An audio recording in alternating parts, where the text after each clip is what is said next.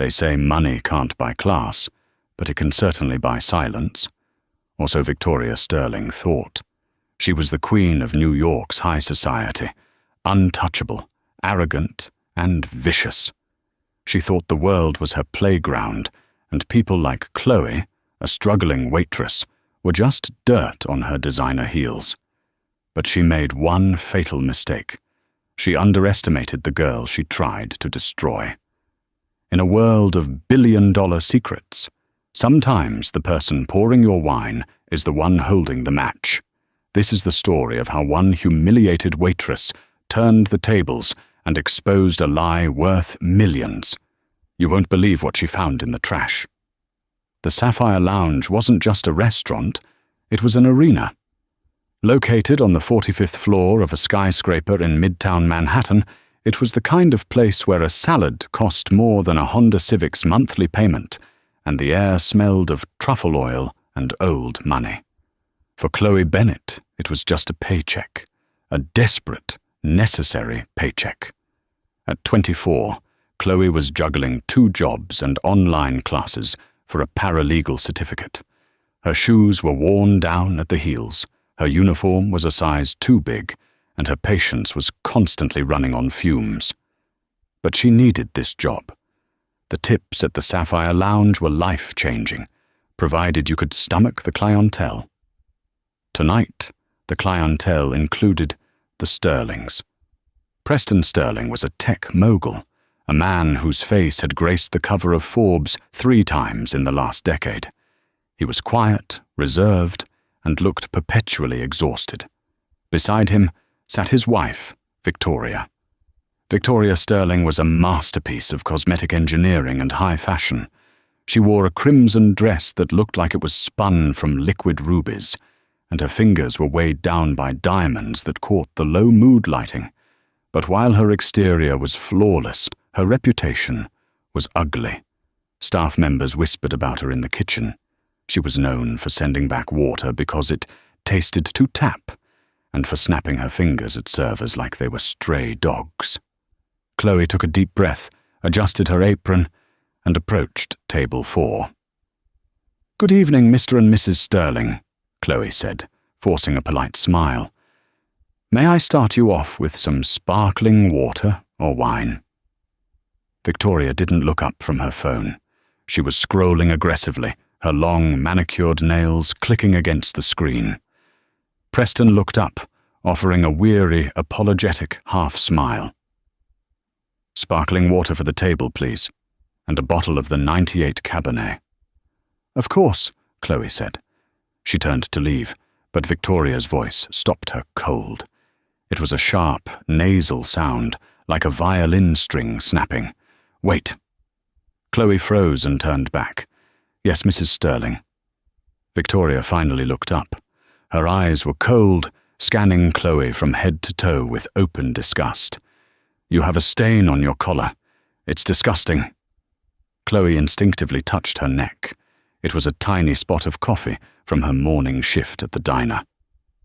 I apologize, ma'am. I came straight from—" "I don't care where you came from," Victoria snapped, loud enough for the neighboring table to hear. "I care that I am paying $500 a plate to eat in an establishment that supposedly has standards. You look like you crawled out of a dumpster." The restaurant went quiet. The ambient jazz music seemed to fade into the background. Chloe's face burned. "I will change my apron immediately, Mrs. Sterling." "No," Victoria said, waving her hand dismissively. "Just get out of my sight. Send someone else. Someone who knows what a shower is." Preston flinched. "Victoria, that's enough. She's just doing her job." "She's ruining my appetite, Preston," Victoria hissed, turning her venom on her husband. "But then again, you've always had low standards. That's why you tolerate mediocrity." Chloe felt tears pricking her eyes, but she bit the inside of her cheek. She needed the money. Her mother's medical bills were due on Friday. She couldn't lose this. "I'll get your water," Chloe whispered, retreating to the bar.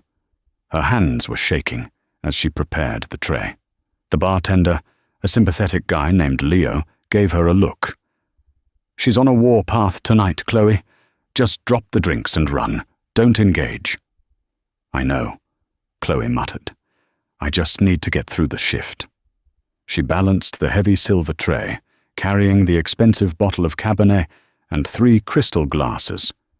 She approached table 4 with the precision of a bomb disposal expert.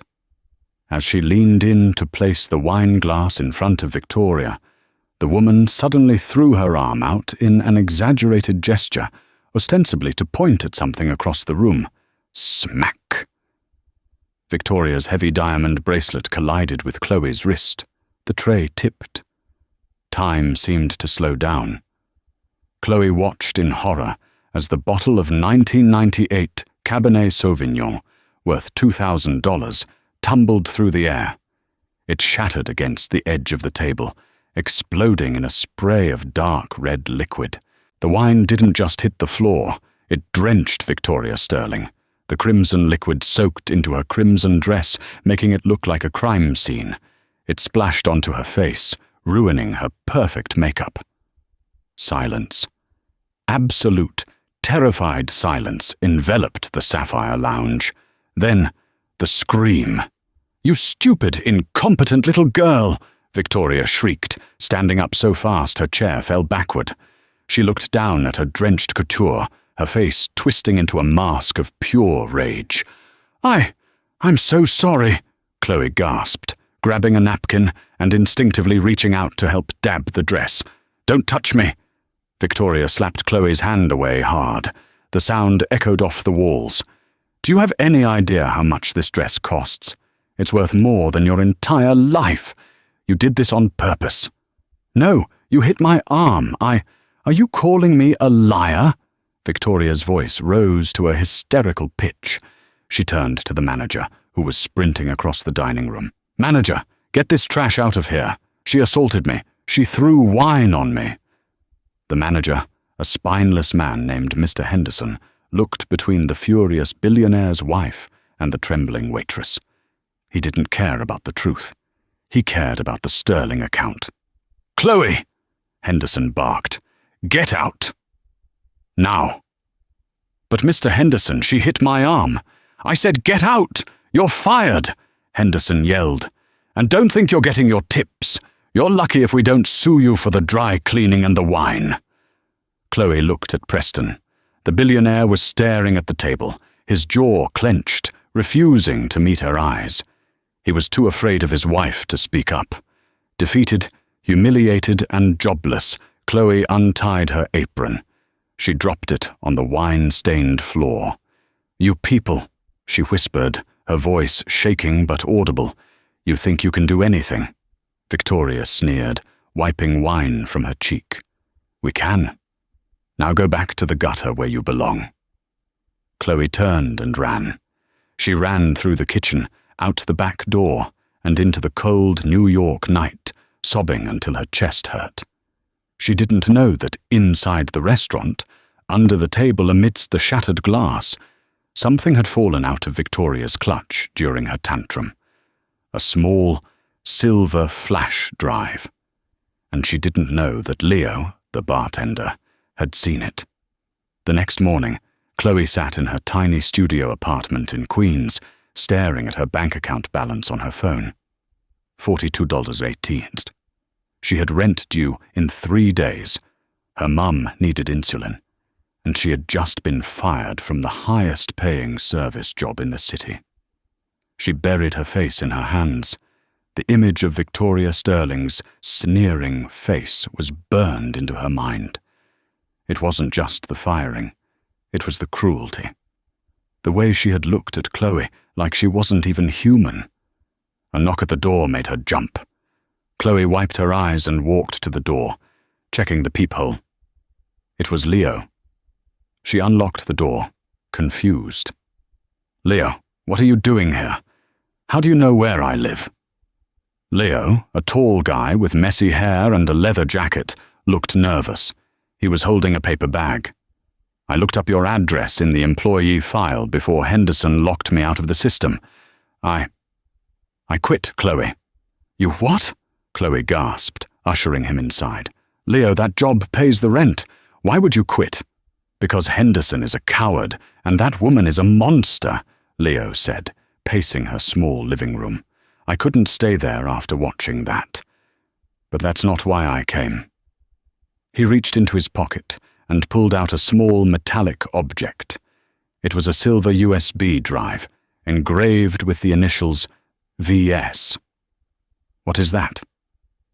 When Victoria stood up and knocked her chair over, her clutch bag hit the floor, Leo explained, his voice lowering. This slid out. I saw it under the table when I was cleaning up the glass. I didn't give it to Henderson. Chloe stared at the drive. Leo, that's theft. If she finds out. She thinks she lost it, Leo said. I heard her screaming at Preston in the lobby while they were waiting for their car. She was frantic, Chloe. Not I lost my lipstick frantic. She was I lost the nuclear codes frantic. She was terrified. Chloe frowned. Why would a billionaire's wife be terrified over a flash drive? It's probably just photos or, I don't know, wedding plans. Maybe, Leo said. Or maybe it's the reason she's so insecure. She has to bully waitresses to feel big. Look, I didn't check it. I wanted to give it to you. Why me? Because she ruined your life last night, Leo said grimly. If there's something on here that can help you get your job back, or at least get an apology, you should have it. Chloe hesitated. She was a good person. She returned extra change. She never cut lines. But she remembered the way Victoria had slapped her hand. You look like you crawled out of a dumpster. She took the drive. Do you have a laptop? Leo asked. Chloe nodded and pulled her battered college laptop from under her bed.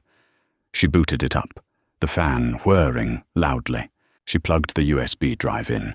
A folder popped up. It was password protected. Damn it, Chloe sighed. Of course it is. Try her name? Leo suggested. Chloe typed Victoria. Access denied.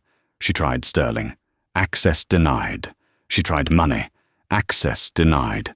It's no use, Chloe said, leaning back. We're not hackers, Leo. Leo rubbed his chin. Wait, remember the wine, she ordered. The 98 Cabernet. She made a big deal about the year. And I heard her mention something to Preston earlier in the night, before you got there. She said, It's been 7 years, Preston. 7 years since the merger. So, try the date of their marriage? Or maybe that merger date. Chloe quickly searched on her phone for Preston Sterling Victoria wedding date. October 14th, 2018, Chloe read. She typed 1142018. Access denied. Okay, Chloe muttered. What about the merger? Sterling Tech merger. She found an article. Sterling Tech acquires Horizon Systems. March 3rd, 2019. She typed 03032019. Access granted. The folder opened. Inside there were no photos, no wedding plans. There were only 3 folders. 1. Bank records. Cayman. 2. The Horizon Protocol. Audio logs. Chloe and Leo exchanged a look. The air in the apartment suddenly felt very cold. Open the audio logs, Leo whispered. Chloe clicked the first file. It was dated 2 weeks ago. A voice crackled through the cheap laptop speakers. It was Victoria. But she didn't sound arrogant. She sounded desperate. I need more time. Preston is starting to ask questions about the accounts. If he finds out the money isn't going to the charity foundation, he'll cut me off. You have to handle him. A male voice, deep and distorted, replied, You promised us 5 million by the end of the quarter, Victoria. We did our part. We forged the documents that made you look like a blue blood. We buried your past in Nevada. If you stop paying, we stop lying. And Preston will find out that his debutante wife is actually a high school dropout named Becky Miller from Reno with a grand theft auto record. Chloe gasped, covering her mouth. Becky Miller. The recording continued. Victoria, I'll get it. I just need to distract him. I'm planning a gala. I'll siphon the donations. Just don't call the house again." The recording ended. Chloe sat back, stunned. The Queen of New York, the woman who mocked Chloe for being poor, was a fraud. She wasn't Victoria Sterling, heiress. She was Becky Miller, a con artist who was embezzling money from her own husband's charity to pay off the people who created her fake identity. "She's blackmailing him," Leo said, his eyes wide. "Or she's being blackmailed because she lied about who she is." "She's stealing from sick kids," Chloe said, her anger rising. "The Sterling Foundation supports children's hospitals. She said she's siphoning the donations." Chloe looked at the screen. This wasn't just leverage, this was a crime. "We have to take this to the police," Leo said. "No," Chloe said, a sudden steely determination entering her voice. She remembered the humiliation. She remembered the manager firing her. "If we go to the police, it gets buried. Preston Sterling has lawyers who can make evidence disappear. Victoria will spin it." "So what do we do?" Chloe looked at the drive, then at Leo. "She's hosting a gala, right? That's what she said on the tape. She's going to steal the money at the gala." "Yeah, the Sterling Spring Gala. It's this Saturday. It's the biggest event of the year." "Then we're going to the gala," Chloe said. "Chloe, tickets are $10,000, and we're the help. We can't just walk in." Chloe smiled, but it wasn't a nice smile. It was the smile of someone who had nothing left to lose. "We don't need tickets, Leo. You know the catering staff. You know the schedule. We're not going as guests." She stood up and grabbed her coat. "We're going to serve her one last course, and this time I'm not spilling the wine. I'm spilling the truth." The grand ballroom of the Pierre Hotel was a fortress of exclusivity. To get in, you needed an invitation printed on heavy cardstock with gold leaf lettering, or you needed to be invisible. Chloe Bennett was counting on being invisible. It was Saturday, 3 days after her termination. 3 days of planning, pacing, and barely sleeping. The plan was risky, bordering on insane. But Leo had called in a favor. His cousin, Sarah, managed the logistics for Elite Catering, the company hired for the Sterling Spring Gala. Sarah didn't ask questions when Leo asked for 2 server uniforms and badges. She just assumed they needed the extra cash. In the back of a rented van parked 3 blocks away, Chloe stared at her reflection in the rearview mirror. She looked different. Her hair, usually a loose ponytail, was gelled back into a severe, tight bun. She wore thick-rimmed glasses she didn't need, and her uniform was crisp, black, and anonymous. "You okay?" Leo asked from the driver's seat. He looked nervous, tapping the steering wheel. "I'm terrified," Chloe admitted. "What if Henderson is there? He knows our faces." "Henderson is a floor manager for the restaurant, not the catering company," Leo reassured her, though his voice wavered slightly.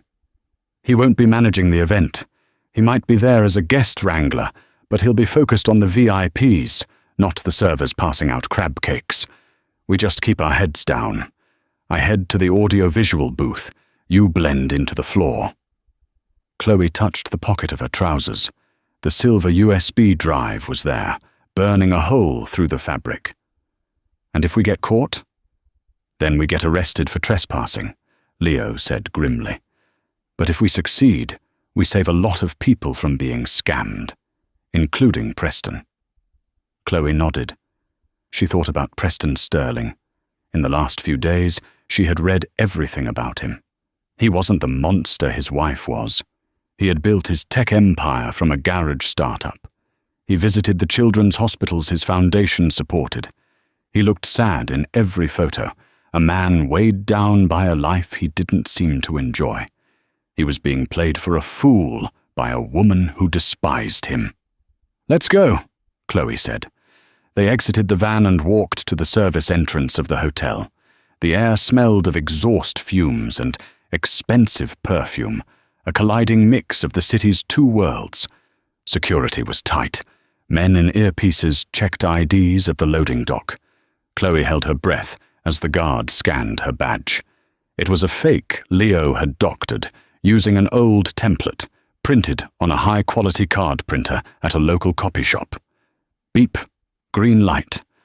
"Go on through," the guard grunted, barely looking at her. They were in. The kitchen was a chaotic symphony of shouting chefs, clattering pans, and sizzling oil. It was the engine room of the Titanic, miles away from the luxury on the upper decks. Chloe and Leo split up by the walk-in freezers. "I need 20 minutes to hack the AV console," Leo whispered. "The presentation starts at 8 p.m. That's when Preston gives his speech. That's when we strike." "I'll be on the floor," Chloe said. "I need to make sure Victoria is in the room when it happens. If she leaves for the bathroom or to take a call, the impact is lost." "Be careful, Chloe. She's dangerous. You heard the tapes. She knows people who make problems disappear." Chloe watched him disappear into the service corridors. Then she picked up a tray of champagne flutes. She took a deep breath, pushed through the swinging doors, and stepped into the lion's den. The ballroom was breathtaking. Chandeliers the size of small cars hung from the ceiling, casting a warm, golden glow over 300 of New York's elite. A string quartet played soft, classical music in the corner. The smell of fresh lilies and money was overwhelming. Chloe moved through the crowd, offering drinks with a mechanical, "Champagne, sir." "Champagne, ma'am?" She kept her head lowered, the glasses sliding down her nose.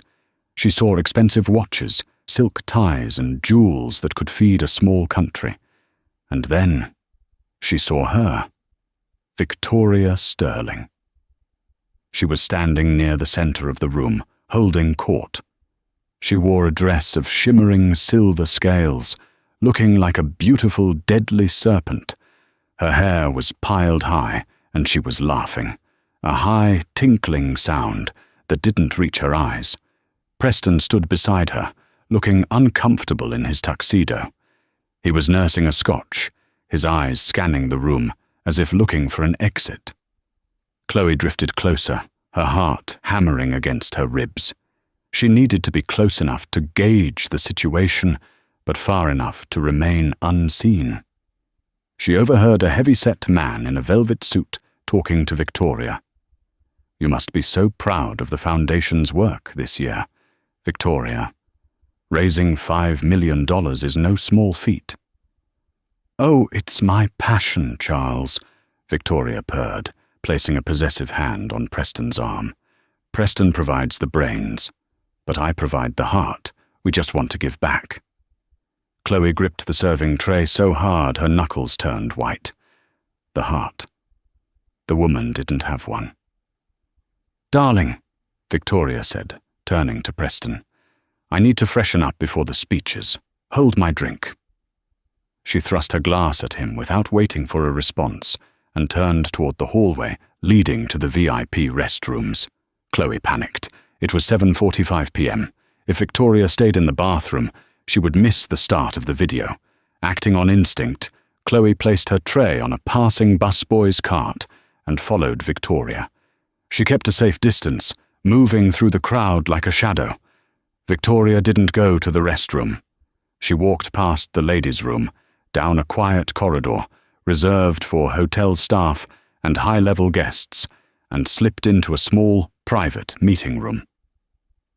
Chloe crept to the door. It was slightly ajar.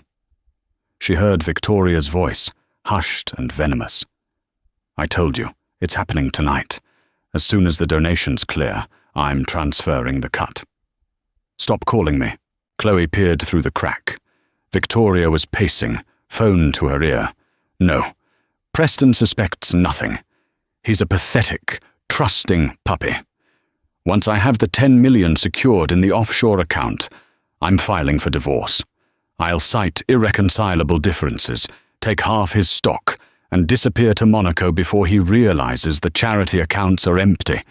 He'll be ruined, and I'll be free." She paused, listening to the person on the other end. "Don't worry about the waitress. She's a nobody. She's probably flipping burgers in Jersey by now. She has no idea what she really saw." Chloe felt a cold rage settle in her stomach. It wasn't just fear anymore. It was personal. Victoria hung up the phone and turned to check her reflection in a decorative mirror on the wall. She smoothed her dress, practiced a fake smile, and turned to leave. Chloe tried to pull back, but her foot caught on the plush runner carpet. She stumbled, her shoulder bumping against the doorframe. Thud. Victoria froze. Her head snapped toward the door. "Who's there?" Chloe held her breath, pressing herself flat against the wall in the hallway. Victoria threw the door open. There was nowhere to hide. Chloe stood there, trapped in the harsh light of the corridor. Victoria blinked, her eyes narrowing. She took in the uniform, the glasses, the severe bun. Recognition dawned slowly. Then all at once. "You," Victoria breathed. A cruel, twisted smile spread across her face. "The clumsy little waitress. What are you doing here? Begging for your job back?" The hallway was silent, save for the distant hum of the string quartet from the ballroom. It felt like the air had been sucked out of the space. Chloe straightened her spine. She wanted to run, but her legs wouldn't move. "I'm not here to beg, Victoria. Or should I call you Becky?" The color drained from Victoria's face instantly. The arrogant smirk vanished, replaced by a look of sheer, feral panic. She stepped forward, grabbing Chloe's arm with a grip that was surprisingly strong. She dragged Chloe into the meeting room and slammed the door shut, locking it. "Who told you that name?" Victoria hissed, her voice trembling. "Who have you been talking to?" "I know everything," Chloe said, her voice shaking but defiant. "I know about Becky Cross. I know about the car theft in Reno. I know about the Horizon Protocol and how you're draining the charity funds." Victoria released Chloe's arm as if she had been burned. She backed away, her chest heaving. She looked at Chloe not as a nuisance anymore, but as a legitimate threat. "You have the drive," Victoria realized. "My clutch. It didn't fall out. You stole it." "I found it," Chloe corrected. "After you got me fired for something I didn't do. You treated me like garbage, Victoria. You thought you could just crush me and walk away, but you dropped the keys to your kingdom." Victoria's mind was visibly racing. She was a survivor, a chameleon who had clawed her way from a trailer park to a penthouse. She shifted gears instantly. The fear was replaced by a cold, calculating negotiation. "How much?" Victoria asked. "What? How much do you want?" Victoria walked over to her purse on the table and pulled out a checkbook. "I assume that's why you're here. Blackmail. It's a smart move. I respect it. 50,000? 100,000? "I don't want your money," Chloe said, disgusted. "Everyone wants money," Victoria snapped, slamming the checkbook down. "Don't give me that self-righteous act. You're a waitress. You wiped tables for scraps. I can change your life. I can write you a check right now for $500,000. You can leave New York, start over, buy a house. All you have to do is give me the drive and keep your mouth shut." $500,000. It was an amount Chloe couldn't even fathom. It would pay her mother's medical bills for life. It would pay for law school. It would solve every problem she had ever had. For a second, just a second, she hesitated. Victoria saw the hesitation. She smiled, a predatory gleam in her eyes. "See, we're not so different, you and I. We both do what we have to do to survive. I did what I had to do to get out of Reno. Preston, he's weak. He doesn't know how the real world works. He has too much money. He won't even miss it. Why shouldn't we take a piece? She stepped closer, holding the pen out. $500,000, Chloe. Just give me the drive. Chloe looked at the pen. Then she looked at Victoria's face, the desperation masked by arrogance. She thought about Preston's sad eyes. She thought about the sick children the foundation was supposed to help. You're right, Chloe said softly. I do what I have to do to survive. But I'm not like you. She looked Victoria in the eye. I didn't bring the drive. Victoria's face fell. What? The drive isn't on me, Chloe lied. It's with a friend, and if I don't walk out of this room in 2 minutes, he sends the files to the NYPD, the FBI, and the New York Times. It was a bluff. The drive was in Leo's pocket in the AV booth, but Victoria didn't know that. Victoria screamed, a raw, frustrated sound. She lunged at Chloe, her perfectly manicured nails aiming for Chloe's face. You little witch! You ruined everything! Chloe dodged, but Victoria was fast. She grabbed Chloe's hair, yanking her head back. They grappled, crashing into a side table. A vase shattered. You're going to call your friend, Victoria snarled, pinning Chloe against the wall. And you're going to tell him to destroy it, or I will scream and tell security you attacked me. Who do you think they'll believe? Mrs. Preston Sterling, or the disgruntled fired employee? They'll believe the evidence, Chloe gasped, trying to push her away. Not if you're in jail. Suddenly, the door handle rattled. Victoria? A deep voice called from the hallway. It was Preston. Victoria froze. Her grip on Chloe loosened. Victoria, are you in there? The speeches are starting in 5 minutes. Everyone is waiting. Victoria smoothed her hair instantly. She looked at Chloe with a look of pure death. Not a word, she whispered. You say one word, and I will bury you. I have lawyers who will make sure you never see sunlight again. She opened the door a crack, blocking Preston's view of the room. I'm coming, darling. Just a wardrobe malfunction. I'll be right there. Is everything okay? Preston asked, sounding concerned. Perfect. Just perfect. Victoria closed the door again and turned to Chloe. Stay here. If you come out, I'll have security tackle you before you can open your mouth. Victoria unlocked the door and swept out into the hallway, leaving Chloe panting in the meeting room. Chloe waited 10 seconds, then cracked the door open. The hallway was empty. Victoria and Preston were heading toward the ballroom. She grabbed her earpiece, which she had hidden under her hair. Leo! Leo, are you there? Static. Then Leo's frantic voice. Chloe, where have you been? I'm in. I have control of the projector. But there's a problem. What problem? Chloe whispered, sprinting down the hallway toward the ballroom side entrance. The system has a failsafe. I can't upload the audio files directly to the speakers without an admin code. I can get the video and the images up on the main screen, but the sound won't play. It'll just be a silent slideshow of bank statements. They won't understand what they're looking at fast enough. Victoria will just claim they're fake documents. Chloe stopped. Without the audio of Victoria admitting to the fraud and her real identity, the bank records were just numbers. Victoria could spin it. She could say it was a hacker, a setup. The voice recording was the smoking gun. We need the audio, Leo. I know. I can plug an external mic into the override jack in the booth and play it through that. But my laptop doesn't have the right port for the master console. I need a physical connection. What do you need? I need to get to the podium, Leo said. The podium microphone is hardwired to the master system. If we can patch the audio through the podium mic, it'll blast through the whole room. You can't go to the podium, Chloe said. You're in the booth, and Preston is about to speak. That's why you have to do it, Leo said. You have to get to the stage. Chloe looked through the double doors. The ballroom was darkening. The spotlight was hitting the stage.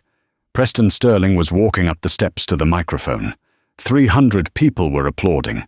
Security guards lined the perimeter. "Leo, that's suicide," Chloe whispered.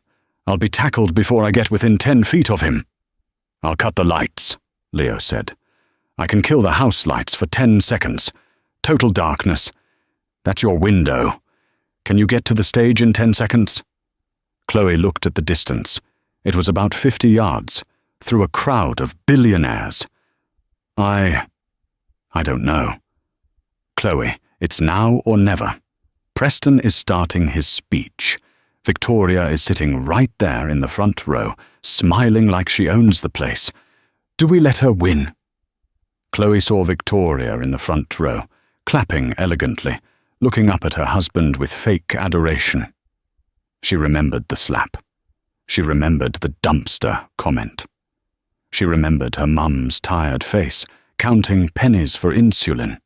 "Do it," Chloe said. "Kill the lights on my signal." She took a deep breath, smoothed her uniform, and pushed open the doors. She walked into the ballroom. She didn't have a tray this time. She was empty-handed.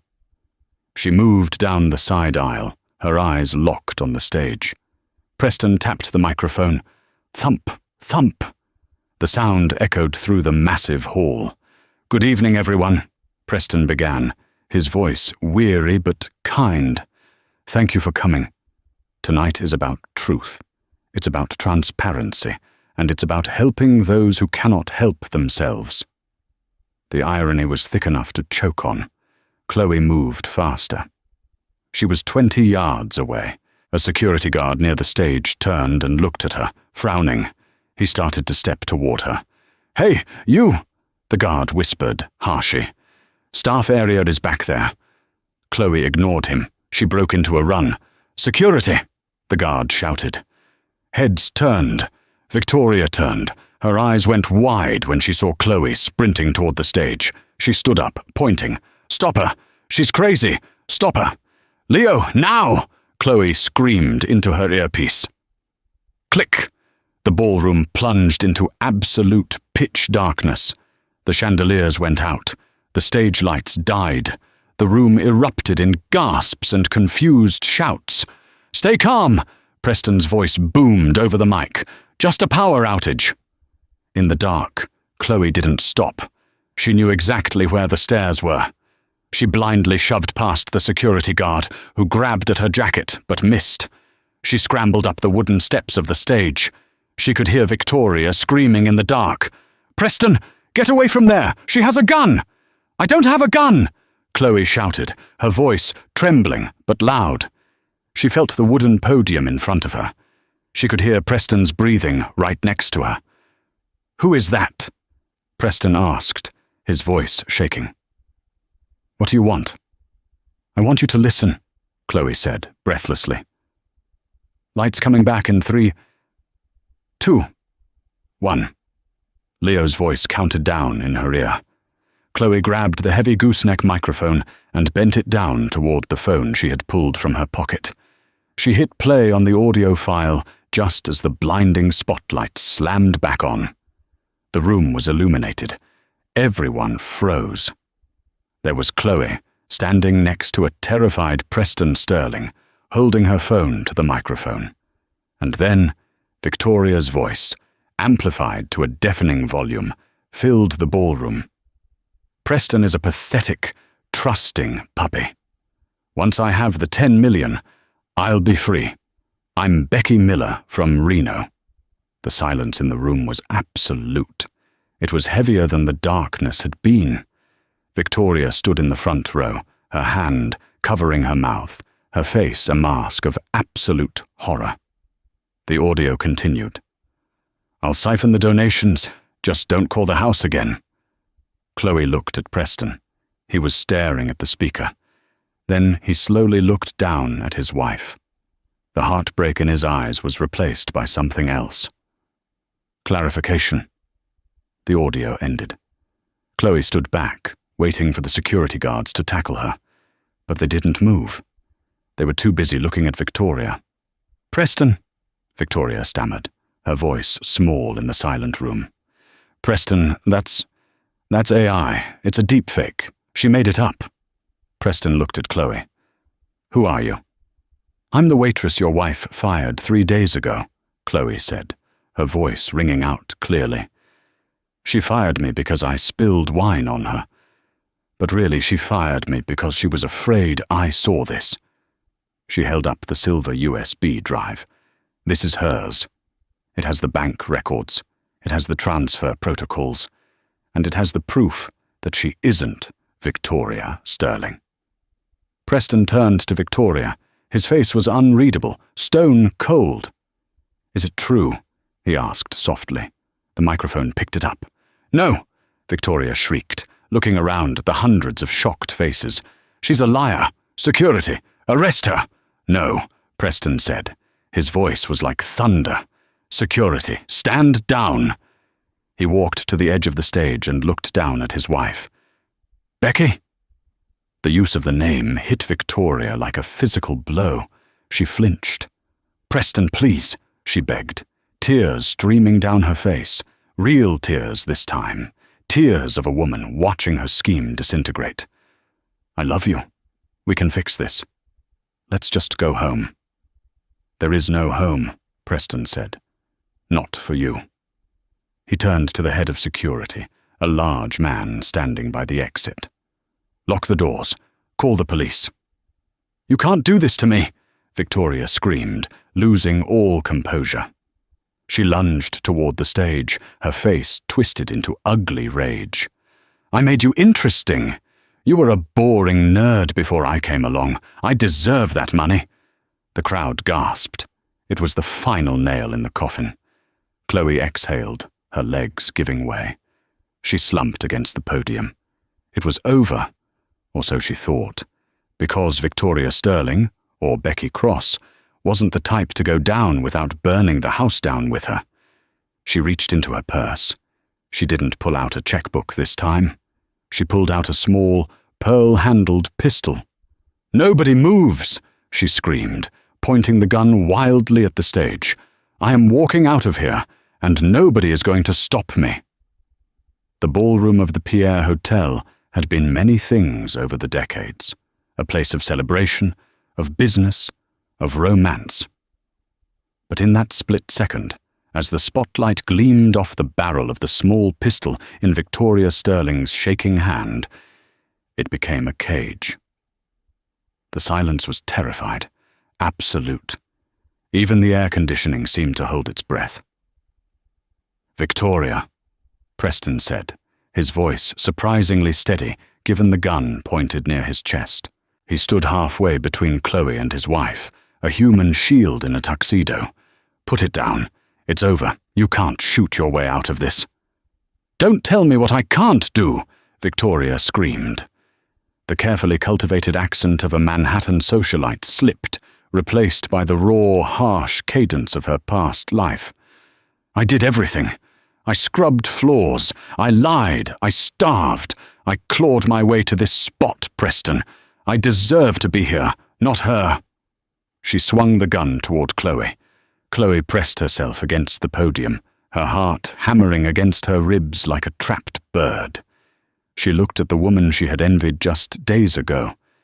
Now, she didn't see a queen. She saw a cornered rat.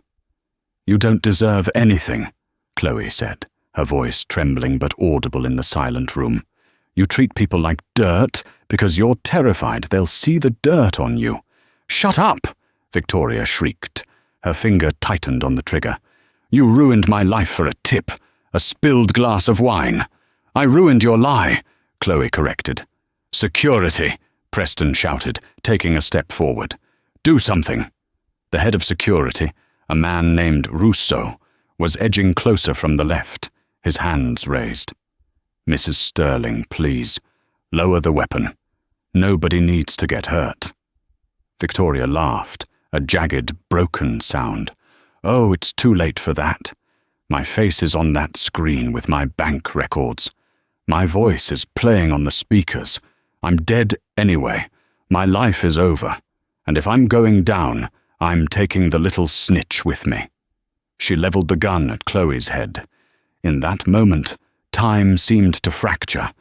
Chloe saw Leo in the AV booth, smashing his fists against the glass window, screaming silently.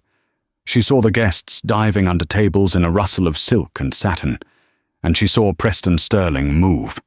For years, Preston had been the passive partner, the quiet tech genius who let his wife run the show, who looked away when she was cruel, who signed the checks to keep the peace. He had been a coward in his own marriage. But not today. As Victoria pulled the trigger, Preston didn't duck. He lunged. Bang! The sound was deafening in the enclosed space. It wasn't the cinematic pew of a movie gun. It was a loud, cracking explosion that hurt the ears. Chloe flinched, closing her eyes, waiting for the pain. But it didn't come. Instead, she heard a grunt of pain and the heavy thud of a body hitting the floor. She opened her eyes. Preston was on the ground, clutching his shoulder. Blood was already blooming through his white dress shirt, a stark, terrifying red against the crisp fabric. Victoria stood frozen, the gun smoking in her hand. Her eyes were wide, staring at her husband. She hadn't meant to shoot him. She had aimed for the waitress. "Preston," she whispered. The gun wavered. That moment of hesitation was all Russo needed. The security chief tackled her from the blind side. It wasn't gentle. He hit her with the force of a linebacker, driving her into the front row of chairs. The gun skid across the floor, spinning away under a table. "Get off me! Get off me!" Victoria screamed, kicking and scratching, but two other guards piled on, pinning her arms behind her back. The illusion of Victoria Sterling, the untouchable queen, was gone. She was just a woman in a torn dress, screaming obscenities as she was handcuffed on the floor she had once ruled. Chloe dropped to her knees beside Preston. "Preston!" She pressed her hands over the wound on his shoulder. "Oh my God, somebody call an ambulance!" Preston grimaced, his face pale, sweat beading on his forehead. He looked up at Chloe, his eyes unfocused. Did I get her?" "You saved me," Chloe sobbed, tears finally spilling over. "You jumped in front of me." Preston let out a weak, wheezing laugh. "About time. I stood up to her. Right?" "Don't talk," Chloe said, pressing harder on the wound. "Just breathe." Sirens began to wail in the distance, growing louder every second. The ballroom was chaos, people shouting, crying, filming with their phones. Chloe looked up and saw Leo running toward the stage. He vaulted over the edge and landed beside her. "Is he okay?" Leo asked, breathless. "He's shot in the shoulder," Chloe said. "I think the bullet went through. We need paramedics." Leo looked at Victoria, who was being dragged away by the police, who had just burst through the main doors. She was still screaming, threatening to sue everyone, claiming diplomatic immunity, claiming insanity. "She's gone," Leo said. "It's over, Chloe." Chloe looked down at her hands, covered in the billionaire's blood. She looked at the USB drive, still plugged into the podium. "No," she whispered, a cold realization settling over her. "This isn't over. People like her. They don't just disappear. And people like us. We don't just walk away from a scene like this." As the paramedics rushed in and pushed Chloe aside to work on Preston, a police officer stepped in front of her. "Miss," the officer said, his face stern, "you're the one who played the recording?" "Yes," Chloe said, wiping her hands on her apron. I exposed her. You also trespassed, hacked a private audio system, and incited a panic that led to a shooting," the officer said, pulling out his handcuffs. "I'm going to need you to come with us." Leo stepped forward. "Are you kidding me? She's the hero. That woman was stealing millions." "We'll sort that out at the station," the officer said, grabbing Chloe's wrist, the same wrist Victoria had slapped days ago. "Turn around." Chloe looked at Leo, Then at Preston being loaded onto a stretcher. The cameras were flashing. She wasn't leaving as a hero. She was leaving in cuffs. The interrogation room at the 19th precinct was a cold, windowless box that smelled of stale coffee and despair. Chloe had been sitting there for 6 hours, her server uniform stained with the dried blood of a billionaire. She had saved a life, yet she was the one handcuffed to the table. The heavy steel door buzzed and swung open. A man in a shark grey suit glided in. He didn't look like a detective. He looked like a predator. "Miss Bennett," he said, placing a leather briefcase on the metal table. "I'm Jonathan Graves, Chief Legal Counsel for the Sterling Technologies Board of Directors." Chloe straightened up, wincing at the stiffness in her back. "Where is Leo? Is Preston okay?" "Mr. Sterling is in critical but stable condition," Graves said, his voice devoid of emotion. "He will survive. The company's stock value, however, is on life support because of your little theatrical performance." "My performance?" Chloe asked, incredulous. "I exposed a criminal. Victoria, Becky, was stealing millions from sick children." "Allegedly," Graves countered smoothly. "In the eyes of the law, you committed corporate espionage, theft of private property, and incited a panic that led to a shooting. The district attorney is preparing charges for grand larceny and reckless endangerment. You're looking at 15 years, Chloe." He slid a single sheet of paper across the table. "Unless you sign this." Chloe looked down. It was a non-disclosure agreement, but it was more than that. It was a confession. "If you sign," Graves explained, "you will admit the recording was a fabrication, a deepfake generated by AI to slander Mrs. Sterling. You will issue a public apology. In exchange, we drop all charges, and you receive a settlement of $20,000. "You want me to lie?" Chloe whispered. "You want to protect her reputation after she shot her husband?" "We protect the brand, Miss Bennett. The truth is irrelevant." Graves leaned in, his voice dropping to a cruel whisper. "And before you refuse, consider your mother. I believe she requires expensive insulin injections. It would be tragic if an insurance audit found irregularities in her coverage." Chloe felt the blood drain from her face. "You'd hurt my mum?" "I'm a lawyer, Miss Bennett. I hurt people for a living." He uncapped a fountain pen and held it out. "Sign the paper. Save your mother. Go back to being a nobody." Chloe's hand trembled as she took the pen. She had fought so hard, but she couldn't gamble with her mother's life. Tears stung her eyes as she lowered the pen to the paper. Bang! The interrogation room door flew open, slamming against the wall. "Get away from her, Graves." Chloe looked up, gasping. Standing in the doorway was Preston Sterling. He looked terrible, pale as a sheet, his arm in a heavy sling, wearing a hospital gown tucked into sweatpants, with a trench coat thrown over his shoulders. But his eyes were blazing. "Mr. Sterling," Graves stammered, backing away. You should be in recovery. The doctors." "I signed myself out," Preston rasped, limping into the room. He snatched the confession paper from the table and ripped it in half. "Did he threaten you, Chloe?" "He said he'd cut off my mum's insurance," Chloe said, her voice shaking. Preston turned to Graves. The shy, passive man who had let his wife run his life was gone. In his place was a titan of industry. "You're fired, Jonathan," Preston said quietly. "Sir, the board authorized this strategy to contain the optics." "I am the board," Preston roared, the sound echoing off the concrete walls. "I own 51% of the voting stock. You don't speak for this company. You work for me. And you do not threaten the woman who saved my life." Graves grabbed his briefcase, his face flushing red.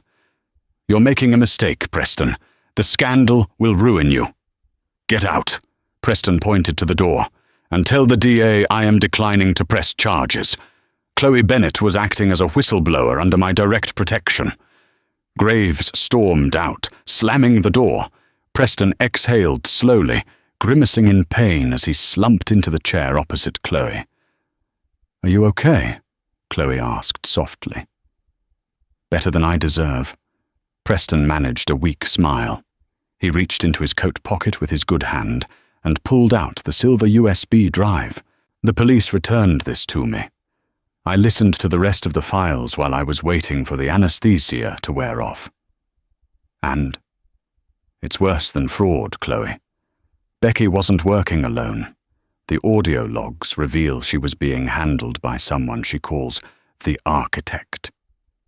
She wasn't just stealing money. She was preparing to sell my company's encryption keys to a foreign syndicate. It's treason." Preston leaned forward, his expression grave. "The architect doesn't know she's been caught yet.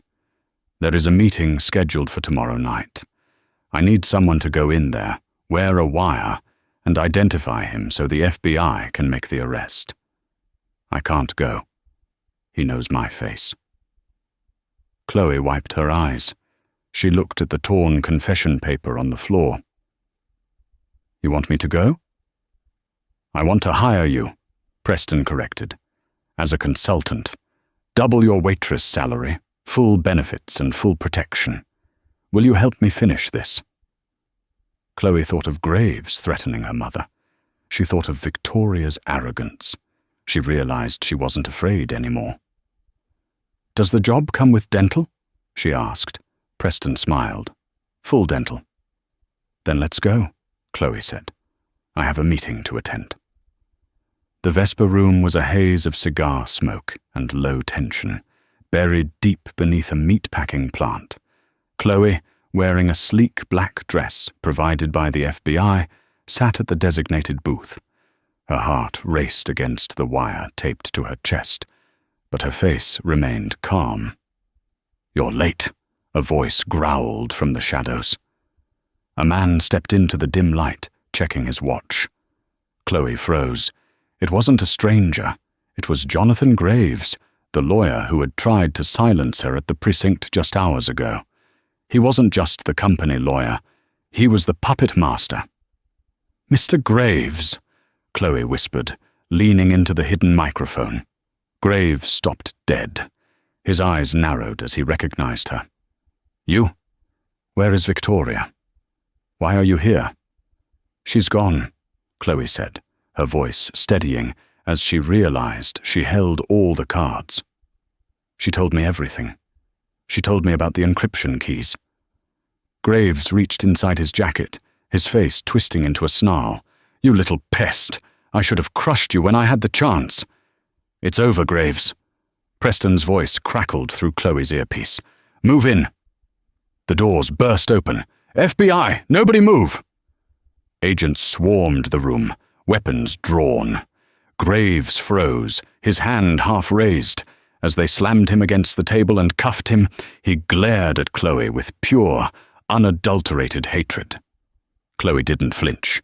She just picked up her glass of water and took a slow, deliberate sip. 3 months later, the Sapphire Lounge had reopened under new management. Preston Sterling sat at table 4, the same table where the wine had been spilled. But this time, he wasn't with a cruel wife. He was sitting with Chloe and her mother. "To new beginnings," Preston said, raising a glass with his healing arm. Chloe clinked her glass against his. Her mother's medical bills were paid in full, and she had just received a full scholarship to law school, courtesy of the Sterling Foundation. She looked at her reflection in the window. She wasn't the invisible waitress anymore. She was the woman who cleaned up the mess. "Start the car," Chloe smiled. "We have a lot of work to do." And that is how Chloe went from serving tables to serving justice. It turns out, the most dangerous person in the room isn't always the one with the billions. It's the one who has nothing left to lose.